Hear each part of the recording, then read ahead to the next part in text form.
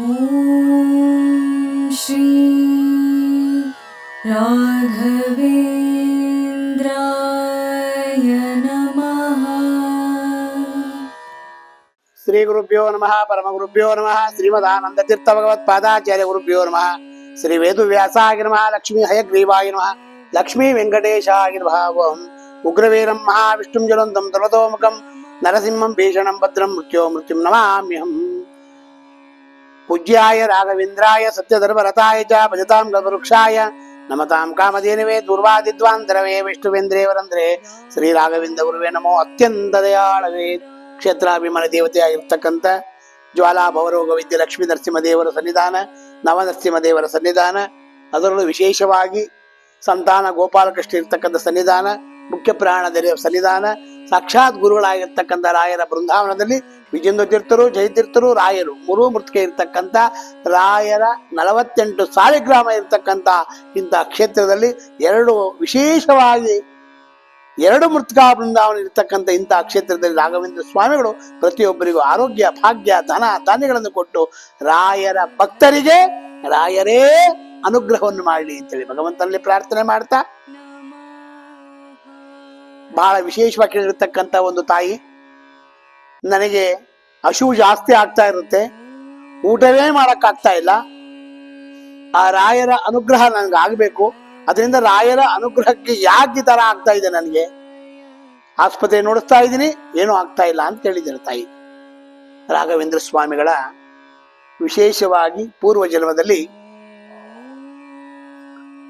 ನಾವು ಯಾರಿಗೆ ಅನ್ನದಾನವನ್ನು ಮಾಡಿಲ್ಲ, ಯಾರಿಗೆ ವಿಶೇಷವಾಗಿ ಊಟವನ್ನು ಹಾಕಿಲ್ಲ, ಮನೆಯಲ್ಲಿ ಸತ್ಯನಾರಾಯಣ ಪೂಜೆಯನ್ನು ಮಾಡ್ತೀರಿ, ಗುರು ಪ್ರವೇಶವನ್ನು ಮಾಡ್ತೀರಿ, ಬೇರೆ ಬೇರೆ ಏನೋ ಒಂದು ಪೂಜೆಗಳನ್ನು ಮಾಡ್ತೀರಿ, ಮನೆಯಲ್ಲಿ ಯಾವುದೇ ಒಂದು ದೇವತಾ ಕಾರ್ಯಗಳನ್ನು ಮಾಡಿದಾಗ ಒಬ್ಬ ಬ್ರಾಹ್ಮಣರ ಮುತ್ತೈದೆಗೆ ವಿಶೇಷವಾಗಿ ಊಟವನ್ನು ಹಾಕ್ಬೇಕದು ಶಾಸ್ತ್ರದಲ್ಲಿದೆ. ಅದು ಏನು ಮಾಡಿರಲ್ಲ, ಅದಕ್ಕೋಸ್ಕರವಾಗಿ ಈ ರೀತಿ ಆಗ್ತಕ್ಕಂಥ ಸಂಭವಗಳು ಜಾಸ್ತಿ ಇರ್ತಕ್ಕಂಥ ಭಾಗ್ಯ ಇರುತ್ತೆ. ಅದಕ್ಕೋಸ್ಕರವಾಗಿ ಈ ಊಟವು ಸೇರದೇ ಇದ್ದಾಗ, ಅನ್ನವೇ ನಮಗೆ ದೇಹದಲ್ಲಿ ಹೋಗ್ತಾನೆ ಇಲ್ಲ ಅಂದಾಗ, ಆ ಉದ್ದೇಶಕ್ಕೋಸ್ಕರವಾಗಿ ಭಗವಂತನ ಸ್ಮರಣೆಯನ್ನು ಯಾವ ರೀತಿ ಮಾಡಿದರೆ ಅನುಕೂಲ ಆಗ್ತಕ್ಕಂಥ ಭಾಗ್ಯ ಇರುತ್ತೆ.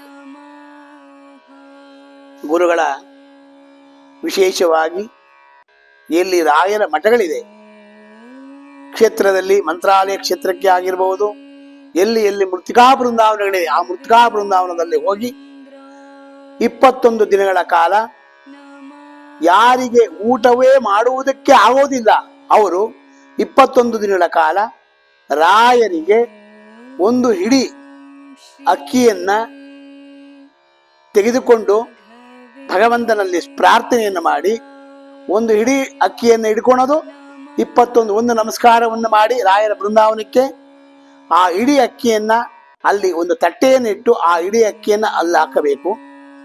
ಅದೇ ರೀತಿಯಾಗಿ ಪ್ರತಿದಿನ 21 ನಮಸ್ಕಾರಕ್ಕೂ 21 ಇಡೀ ಅಕ್ಕಿಯನ್ನ ನಾವು ತೆಗೆದುಕೊಂಡು ಪ್ರದಕ್ಷಿಣೆಯನ್ನ ಮಾಡಿ, ಒಂದೊಂದು ಪ್ರದಕ್ಷಿಣೆಗೆ ಒಂದೊಂದು ಇಡಿಯನ್ನು ಅಕ್ಕಿಯನ್ನು ತೆಗೆದುಕೊಂಡು ಆ ತಟ್ಟೆಗೆ ಹಾಕಿ ಆ ರಾಯರಿಗೆ ಸಮರ್ಪಣೆಯನ್ನ ಮಾಡಬೇಕಂತೆ. ಅಕ್ಕಿಯನ್ನ ಸಮರ್ಪಣೆ ಮಾಡಿ ರಾಯರಿಗೆ ನೈವೇದ್ಯ ಮಾಡಿರತಕ್ಕಂಥ, ರಾಮದೇವರಿಗೆ ನೈವೇದ್ಯ ಆಗಿರ್ತಕ್ಕಂಥ, ಲಕ್ಷ್ಮೀದೇವಿಗೆ ನೈವೇದ್ಯ ಆಗಿರ್ತಕ್ಕಂಥ, ವಾಯುದೇವರಿಗೆ ನೈವೇದ್ಯ ಆಗಿರ್ತಕ್ಕಂಥ ನಮ್ಮ ಗುರುಗಳಿಗೆ ರಾಘವೇಂದ್ರ ಸ್ವಾಮಿಗಳಿಗೆ ಅಸ್ತೋದಕವನ್ನು ಮಾಡಿ, ಆ ಅಸ್ತೋದಕವನ್ನು ನಾವು ಸ್ವೀಕಾರವನ್ನು ಮಾಡಿದಾಗ ನಮ್ಮಲ್ಲಿರ್ತಕ್ಕಂಥ ರುಜಿನ ರೋಗಗಳೆಲ್ಲ ಪರಿಹಾರ ಆಗ್ತಕ್ಕಂಥ ಭಾಗ್ಯ ಇರುತ್ತಂತೆ. ಅದಕ್ಕೋಸ್ಕರವಾಗಿ ಅಸ್ತೋದಕ ಅಂತ ಕರೀತಾರೆ ಅದನ್ನು.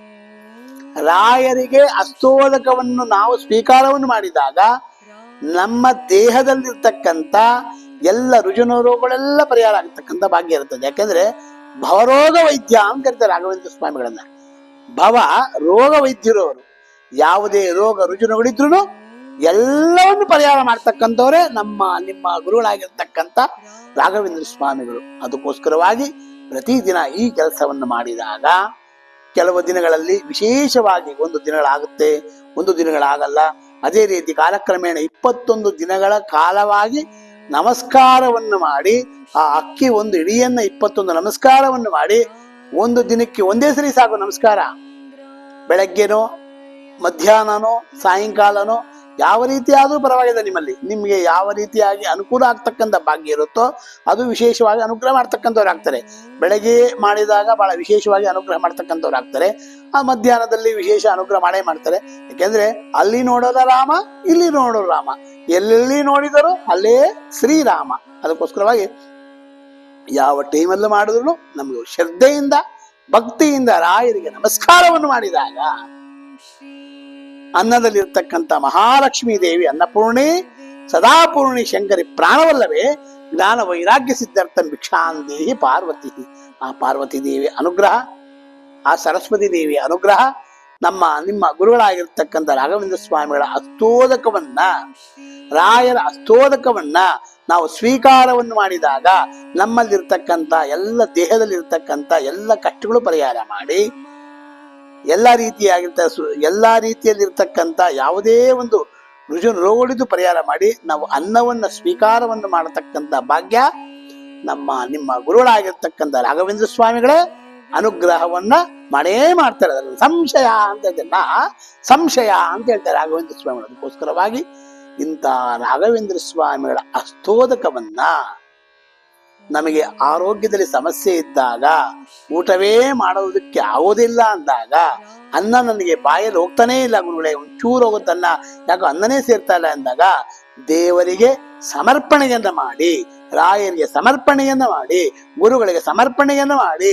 ಆ ಸಮರ್ಪಣೆ ಮಾಡಿರ್ತಕ್ಕಂಥ ಆ ಅನ್ನವನ್ನ ಸ್ವೀಕಾರವನ್ನು ಮಾಡಿದಾಗ ನಮಗೆಲ್ಲ ರೀತಿಯ ಅನುಕೂಲ ಆಗ್ತಕ್ಕಂಥ ಭಾಗ್ಯ, ಅತಿ ಹೆಚ್ಚಾಗಿರ್ತಕ್ಕಂಥ ಭಾಗ್ಯ ಇರುತ್ತದೆ. ಅದರಲ್ಲೂ ವಿಶೇಷವಾಗಿ ಪೂರ್ವ ಜನ್ಮದಲ್ಲಿ, ಜನ್ಮಾಂತರೇಶು, ಯಾವುದೋ ಜನ್ಮದಲ್ಲಿ ನಾವು, ಇಂದಿನ ಜನ್ಮದಲ್ಲಿ ನಾವು ಬೇರೆಯವರಿಗೆ ಊಟನೇ ಹಾಕಿರಲ್ಲ, ಆ ಅನ್ನವನ್ನು ತಿರಸ್ಕಾರವನ್ನು ಮಾಡಿರ್ತೀರಿ, ಅದರಿಂದ ಈ ರೀತಿ ಆಗ್ತಕ್ಕಂಥನೂ ಭಾಗ್ಯ ಇರುತ್ತೆ. ಅದಕ್ಕೋಸ್ಕರವಾಗಿ ಯಾವುದೇ ಒಂದು ಯಾರೇ ಆಗಬಹುದು, ಎಂಥವರೇ ಆಗ್ಬೋದು, ಆ ಅನ್ನವನ್ನ, ಆ ಅನ್ನವನ್ನು ಮಾಡಿದಾಗ ಅದನ್ನ ಸ್ವೀಕಾರವನ್ನು ಮಾಡಬೇಕು. ಇದು ತಿರಸ್ಕಾರ ಮಾಡ್ಕೊಡುದು, ಒಯ್ಯೋದು, ಬಿಸಾಕೋದು, ಇಂಥವೆಲ್ಲ ಮಾಡಿದಾಗ ಮುಂದಿನ ಜನ್ಮಕ್ಕೆ ಇವೆಲ್ಲ ನಮಗೆ ಅನುಭವ ಆಗ್ತಕ್ಕಂಥ ಭಾಗ್ಯ ಇರುತ್ತೆ. ಅದಕ್ಕೋಸ್ಕರವಾಗಿ ಜನ್ಮಾಂತರೇಶು, 7 ಜನ್ಮದಲ್ಲಿ 7 ಜನ್ಮದಲ್ಲಿ ನಾವು ಏನು ಕರ್ಮಗಳು ಮಾಡಿದ್ದೀರಾ ಆ ಕರ್ಮಗಳೆಲ್ಲ ಇಲ್ಲಿಗೆ ನಾವು ಹುಟ್ಟಿ ಅದನ್ನೆಲ್ಲ ತೀರಿಸ್ತಕ್ಕಂಥ ಭಾಗ್ಯ ನಮಗೇ ಕೊಡ್ತಾನೆ ಭಗವಂತ. ಅದಕ್ಕೋಸ್ಕರವಾಗಿ ಇಂಥ ಜನ್ಮದಲ್ಲಿ ಅನ್ನವನ್ನ ಸ್ವೀಕಾರವನ್ನು ಮಾಡಿ ಭಗವಂತನಿಗೆ ನೈವೇದ್ಯವನ್ನು ಮಾಡಿರತಕ್ಕಂಥ, ರಾಯರಿಗೆ ಅಸ್ತೋದಕವನ್ನು ಮಾಡಿರತಕ್ಕಂಥ ಊಟವನ್ನ ಮಾಡಿದಾಗ ನಿಮ್ಮಲ್ಲಿರ್ತಕ್ಕಂಥ ಯಾವುದೇ ಪೂರ್ವ ಜನ್ಮದಲ್ಲಿ, ಯಾವುದೇ ಜನ್ಮದಲ್ಲಿ ಏನೇ ತೊಂದರೆಗಳಿದ್ರು ಅದೆಲ್ಲವೂ ಪರಿಹಾರ ಆಗ್ತಕ್ಕಂಥ ಭಾಗ್ಯ ನಿಮ್ಮ ಗುರುಗಳಾಗಿರ್ತಕ್ಕಂಥ ರಾಘವೇಂದ್ರ ಸ್ವಾಮಿಗಳು ನಿಮಗೆ ಸಂಪೂರ್ಣವಾಗಿ ಅನುಗ್ರಹವನ್ನು ಮಾಡ್ತಾರೆ. ಈ ಪ್ರದಕ್ಷಿಣೆ ಆಗಬೇಕಾದರೆ ಆ ಪ್ರದಕ್ಷಿಣೆಯಲ್ಲಿ ರಾಯರ ಸ್ತೋತ್ರವನ್ನು ಪಠನೆಯನ್ನು ಮಾಡಿ, ಇಲ್ಲವಾದರೆ ಶ್ರೀರಾಮ ರಾಮ ರಾಮೇತಿ ರಮೇ ರಾಮೇ ಮನೋರಮೇ ಸಹಸ್ರನಾಮ ತತ್ತುಲ್ಯಂ ರಾಮನಾಮಾವರಾನನೆ, ಈ ಸ್ತೋತ್ರವನ್ನು ಪಠನೆ ಮಾಡಬಹುದು. ಆ ಸ್ತೋತ್ರವು ಅಕಸ್ಮಾತ್ ನೀವು ಬರೋದಿಲ್ಲ ಅಂದಾಗ ಬುದ್ಧಿರ್ಬಲಂ ಯಶೋಧೈರ್ಯಂ ನಿರ್ಭವ್ಯಕ್ತ ಮರೋಗತಃ ಅಜಾಢ್ಯಂ ವಾಗ್ಬಡತ್ಪಂಚ ನಮಸ್ಮರಣಾತ್ವೇ ದೂರ್ವಾದಿದ್ವಾಂತರವೇ ವೈಷ್ಣವೇಂದ್ರೇ ವರಂದ್ರೇ ಶ್ರೀ ರಾಘವೇಂದ್ರ ಗುರುವೇ ನಮೋ ಅತ್ಯಂತ ದಯಾಳವೇ. ರಾಯರ ಹೆಸರೇಳಿ, ರಾಯರೇ ನೀವೇ ಗತಿ ನನಗೆ, ರಾಗಪ್ಪ ನೀನೇ ನಮ್ಮನ್ನು ಉದ್ಧಾರ ಮಾಡಬೇಕು ಅಂದಾಗ ಆ ರಾಯರು ಯಾವತ್ತೂ ನಿಮ್ಮನ್ನು ಬಿಡಲ್ಲ, ಕೈ ಬಿಡಲ್ಲಂತೆ. ಬಿಡುವೇನೇನಯ್ಯ ಹನುಮ, ಬಿಡುವೇನೇನಯ್ಯ ಅಂದಂಗೆ ನಿಮ್ಮನ್ನು ಯಾವುದೇ ಕಾರಣಕ್ಕೂ ಬಿಡಲ್ಲ. ಈ ಸ್ತೋತ್ರದಿಂದ ಅಪಾದವಳು ಪರ್ಯಂತಂ ಗುರುನಾನ ಆಕೃತಿ ಸ್ಮರೇತ್ ತೇನ ವಿಜ್ಞಾ ಪ್ರಣಶ್ಯಂತಿ ಸಿದ್ಧಂತ ಚ ಮನೋರಥ. ಈ ಮನೋರಥವನ್ನ ನಮ್ಮ ಅನ್ಕೊಂಡಿರ್ತಕ್ಕಂಥ ಕೆಲಸಗಳನ್ನೆಲ್ಲ ನಿಮ್ಮ ಗುರುಗಳಾಗಿರ್ತಕ್ಕಂಥ ರಾಘವೇಂದ್ರ ಸ್ವಾಮಿಗಳೇ ನಿಂತು ಎಲ್ಲವನ್ನು ನಿಮ್ಮ ಕರ್ಮಗಳನ್ನೆಲ್ಲ ಕಳೆದು ಒಳ್ಳೆ ಜ್ಞಾನವನ್ನ, ಒಳ್ಳೆ ಸಂಪತ್ತನ್ನ ಕೊಟ್ಟು ನಿಮ್ಮ ಕುಲವನ್ನು ಉದ್ಧಾರ ಮಾಡತಕ್ಕಂಥವರಾಗ್ತಾರೆ. ಇಂತಹ ಗುರುಗಳ ಸೇವೆಯನ್ನು ಯಾರು ಮಾಡ್ತೀರಾ ಅವರೆಲ್ಲರನ್ನೂ ಮೋಕ್ಷಕ್ಕೆ ಹಾದಿಯಾಗಿರ್ತಕ್ಕಂಥದ್ದು ಇಂತಹ ಗುರುಗಳ ಸೇವೆಯನ್ನು ಮಾಡಿ. ಊಟವು ಮಾಡೋದಕ್ಕೆ ಆಗೋದಿಲ್ಲ ಅಂದಾಗ ಆ ರಾಯರ ಹೆಸರೇಳಿ ಒಂದು ಇಡೀ ಅಕ್ಕಿಯನ್ನ 21 ಬಾರಿ ನಮಸ್ಕಾರವನ್ನು ಮಾಡಿ, ಒಂದು ಇಡೀ ಅಕ್ಕಿಗೆ ಒಂದು ನಮಸ್ಕಾರ ಒಂದು ತಟ್ಟೆಯಲ್ಲಿ ಹಾಕಿ ತಿರ್ಗಾ ಒಂದು ಇಡಿ 21 ಇಡಿಯ ನಮಸ್ಕಾರ, 21 ಇಡಿ 21 ನಮಸ್ಕಾರವನ್ನು ಮಾಡಿದಾಗ ನಮ್ಮದಿರ್ತಕ್ಕಂಥ ಎಲ್ಲ ರುಜಿನ ರೋಗಗಳೆಲ್ಲ ಪರಿಹಾರ ಆಗಿ ಅನ್ಕೊಂಡಿರ್ತಕ್ಕಂಥ ಕೆಲಸ ಎಲ್ಲ ಸಿದ್ಧಿ ಆಗ್ತಕ್ಕಂಥ ಭಾಗ್ಯ ನಮ್ಮ ನಿಮ್ಮ ಗುರುಗಳಾಗಿರ್ತಕ್ಕಂಥ ರಾಯರೇ ಅನುಗ್ರಹವನ್ನು ಮಾಡ್ತಾರೆ. ಸರ್ವಂ ಶ್ರೀಕೃಷ್ಣಾರ್ಪಣಮಸ್ತು. ಮಧ್ವಾಂತರ್ಗತ ಭಾರತೀಶ ಅರ್ಪಣಮಸ್ತು. ಪೂಜ್ಯಾಯ ರಾಘವೇಂದ್ರಾಯ ಸತ್ಯ ಧರ್ಮರತಾಯ ಚ ಭಜತಾಂ ಕಲ್ಪವೃಕ್ಷಾಯ ನಮತಾಂ ಕಾಮಧೇನವೇ ದೂರ್ವಾದಿದ್ವಾಂತರವೇ ವೈಷ್ಣವೇಂದ್ರೇ ವರಂದ್ರೆ ಶ್ರೀ ರಾಘವೇಂದ್ರ ಗುರುವೇ ನಮೋ. ಅತ್ಯಂತ ದಯಾಳು ಇಂತಹ ಗುರುಗಳ ಸೇವೆಯನ್ನು ಯಾರು ಮಾಡ್ತೀರಾ ಅವರ ಮನೆಯಲ್ಲಿ ಯಾವಾಗಲೂ ಸಮೃದ್ಧಿಯಾಗಿ ಮಹಾಲಕ್ಷ್ಮೀ ದೇವಿ ಅನ್ನಪೂರ್ಣೇಶ್ವರಿ ಬಂದು ನಿಮ್ಮ ಮನೆಯಲ್ಲಿ ನಿಂತು ಎಲ್ಲವನ್ನು ಉದ್ಧಾರ ಮಾಡತಕ್ಕಂಥವಳಾಗ್ತಾರೆ. ಹಂಸನಾಮ ಪಕ್ಷಿ ಆಗಿರ್ತಕ್ಕಂಥ ಹಾಲನ್ನು ತಗೊಂಡು ನೀರನ್ನು ಬಿಡುತ್ತೋ ಅದೇ ರೀತಿಯಾಗಿ ನಮ್ಮಲ್ಲಿರ್ತಕ್ಕಂಥ ಒಳ್ಳೆ ಗುಣಗಳನ್ನು ತಗೊಂಡು ಕೆಟ್ಟ ಗುಣವನ್ನು ಬಿಟ್ಟು ನಮ್ಮನ್ನು ಉದ್ಧಾರ ಮಾಡಿ ಅಂತೇಳಿ ಭಗವಂತನಲ್ಲಿ ಪ್ರಾರ್ಥನೆ ಮಾಡ್ತಾ ಸರ್ವಂ ಶ್ರೀಕೃಷ್ಣ ಅರ್ಪಣಮಸ್ತು. ಮಧ್ವಾಂತರದ ಭಾರತೀಯ ಅರ್ಪಣಮಸ್ತು. ಪುಟ್ಟರಾಯರೇ, ಏನ್ ಮಾಡ್ತಿದ್ದೀರಾ?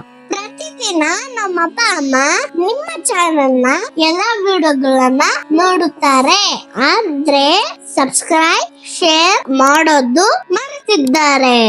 ಅದಕ್ಕೆ ನಾನು ಸಬ್ಸ್ಕ್ರೈಬ್ ಶೇರ್ ಮಾಡ್ತಿದ್ದೆ, ಕಮೆಂಟ್ ಕೂಡ ಮಾಡ್ತಿದ್ದೆ.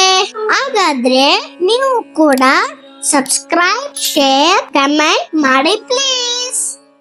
ಓಂ ಶ್ರೀ ರಾಘವೇಂದ್ರಾಯ